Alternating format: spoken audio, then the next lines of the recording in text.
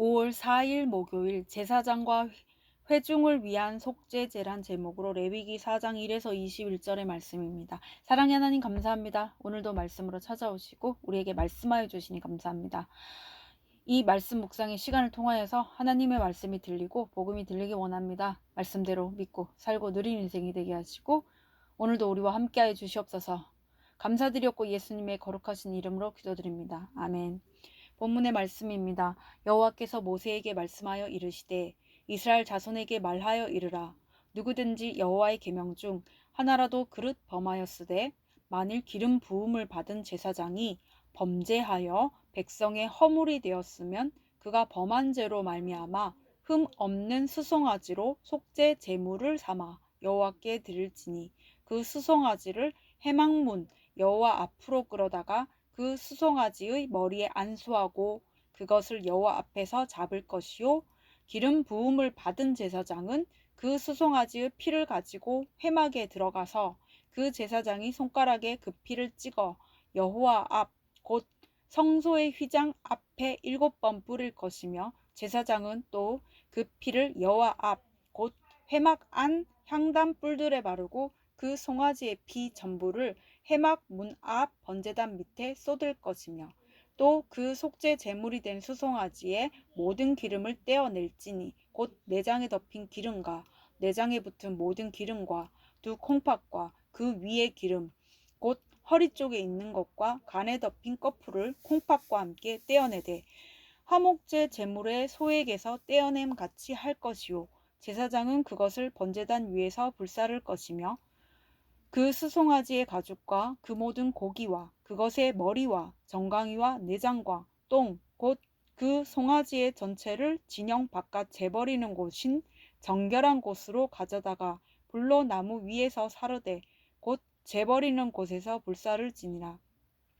만일 이스라엘 온 회중이 여호와의 계명 중 하나라도 부지 중에 범하여 허물이 있으나 스스로 깨닫지 못하다가 그 범한 죄를 깨달으면 회중은 수송아지를 속죄제로 드릴지니 그것을 회막 앞으로 끌어다가 회중의 장로들이 여호와 앞에서 그 수송아지 머리에 안수하고 그것을 여호와 앞에서 잡을 것이요 기름 부음을 받은 제사장은 그 수송아지의 피를 가지고 회막에 들어가서 그 제사장이 손가락으로 그 피를 찍어 여호와 앞 휘장 앞에 7번 뿌릴 것이며 또 그 피로 회막 안 여호와 앞에 있는 제단 뿔들에 바르고 그 피 전부는 회막 문 앞 번제단 밑에 쏟을 것이며 그것의 기름은 다 떼어 제단 위에서 불사르되 그 송아지를 속죄제의 수송아지에게 한 것 같이 할지며 제사장이 그것으로 회중을 위하여 속죄한즉 그들이 사함을 받으리라. 그는 수송아지를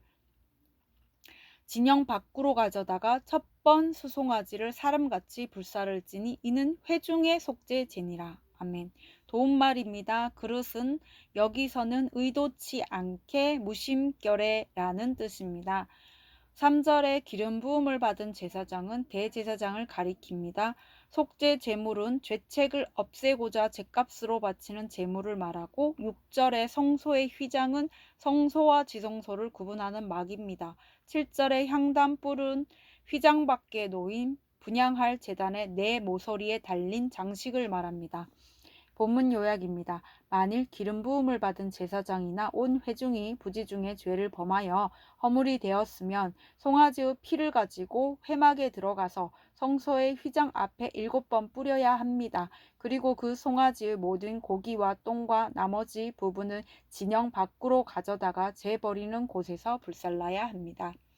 오늘의 중보기도입니다. 국정을 맡은 지도자들이 공동체를 책임지는 사명을 가지고 다스리는 직분에 충성하게 하옵소서. 아멘. 본문 해설입니다. 첫 번째, 속죄 제물의 피 1에서 7절의 내용입니다. 자원하여 드리는 번제, 소제, 화목제와 달리 속죄제는 죄를 범할 경우 반드시 드려야 하는 의무제입니다. 속죄제는 죗값을 치러 죄를 용서받는 제사이므로 제물의 피를 뿌려 정결하게 하는 과정이 강조됩니다. 죄의 삭은 사망이기에 주님은 생명을 담은 피로 죗값을 치르도록 하셨습니다. 하지만 많은 제물로 아무리 자주 속죄제를 드려도 나의 무거운 죗값을 다 정산할 수는 없습니다. 그래서 예수님이 자기를 단번에 제물로 드려 그 보혈로 모든 죄값을 치러주셨습니다. 적용 질문입니다. 오늘 내가 다시 예수의 보혈을 의지하여 직면하고 회개해야 할 나의 악과 음란은 무엇입니까?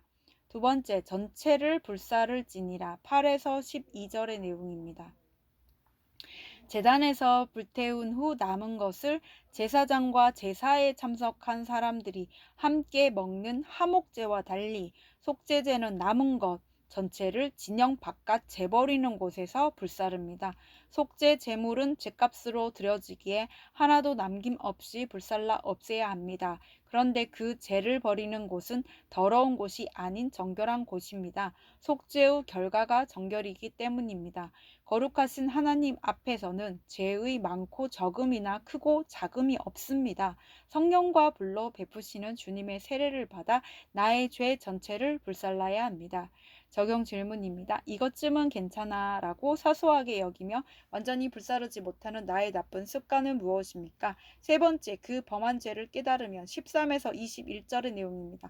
번제, 소제, 하목제에 대한 설명은 제물의 종류에 따라 구분되지만 속죄제에 대한 설명은 제사를 드리는 사람의 직분에 따라 나뉩니다. 즉 기름 부음을 받은 제사장, 온 회중, 족장, 평민의 순서로 설명됩니다. 이는 성소와 공동체를 더럽히는 오염의 정도가 직분에 따라 다르기 때문입니다. 예나 지금이나 공동체를 대표하는 직분일수록 그 책임이 막중합니다. 그러나 의도치 않게 저지른 죄라도 말씀으로 깨달아 회개하면 나뿐만 아니라 공동체를 살리게 됩니다. 적용 질문입니다. 가정에서 내가 맡은 영적 직분은 무엇입니까? 의도치 않게 부지 중에 저지른 죄를 말씀으로 깨달아 회개한 일이 있습니까? 오늘 기도하기는 악과 음란으로 더럽혀진 저를 예수 그리스도의 보혈로 씻어 주시니 감사합니다. 아직까지 제 안에 남아있는 욕심과 정욕을 불태우고 주님의 은혜로 정결하게 되기를 소망합니다.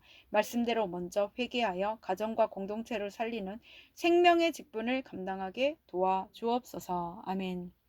묵상 간증입니다. 범죄한 제사장이란 제모로 김인현님의 말씀 적용글입니다. 저는 자녀에게 친구같이 편한 부모가 되고 싶다는 로망이 있었습니다. 그 이유는 신앙생활을 하셨지만 고난의 때에 말씀이 없어 결국 폭군이 되셨던 친정 어머니와 겉으로 믿음의 가장이지만 실상은 무서운 혈기로 가정에서 왕처럼 군림하시는 시아버지에게서 기인한 것 같습니다. 그래서 저는 가정에서 기름 부음을 받은 제사장인 부모로서 자녀들을 말씀과 예배로 단호히 양육하기보다 좋은 게 좋은 거라며 세상에서 잘 지내는 것을 인생의 목적으로 삼았습니다. 주일 예배가 끝나면 자녀들과 무엇을 먹을지 고민하며 세상을 즐겼습니다. 그러면서 나는 양가 부모님과 달리 자녀들과 소통을 잘한다고 생각했습니다. 또한 장차 나를 빛내줄 자녀가 우선이기에 주일날 자녀가 아프면 다음날 학교에 가야 하니 예배를 빠지겠고 가족의 행복을 쫓아 주일에도 죄의식 없이 여행을 다녔습니다. 교회 공동체에서 자녀에 대한 조언을 받으면 교양 있게 수긍하는 척하며 속으론 상대방의 조언을 판단하는 등 부지 중에 여호와의 계명을 범하는 허물이 있으나 스스로 깨닫지 못하는 죄인이었습니다. 그런 저를 보다 못하신 주님이 아들에게는 공황장애를, 딸에게는 극심한 부담감으로 수능 시험 도중에 포기하고 나오는 사건을 허락하셨습니다. 그로 인해 저는 상하고 통회하는 마음으로 저의 자녀 우상과 가족 우상, 물질 우상의 죄를 진영 바깥 재버리는 곳에서 불사를 수 있었습니다. 하나님이 아닌 나를 기준으로 사니 가정에서 기름 부음을 받은 제사장인 부모로서 죄를 범했습니다. 이런 저를 위해 하나님은 부모님과 자녀들의 사건으로 계속해서 말씀하십니다. 피를 뿌려 정결하게 되는 속죄제와 같이 날마다 믿음의 공동체에서 제 죄를 나누며 불사르라고 하시니 아멘 하며 순종의 제사를 지내겠습니다. 이분에 적용하기는 시아버님이 매일 큐티 방송 설교를 들으실 수 있도록 인터넷 주소 링크를 문자로 보내드리겠습니다. 예배의 문제로는 자녀들과 타협하지 않겠습니다. 입니다.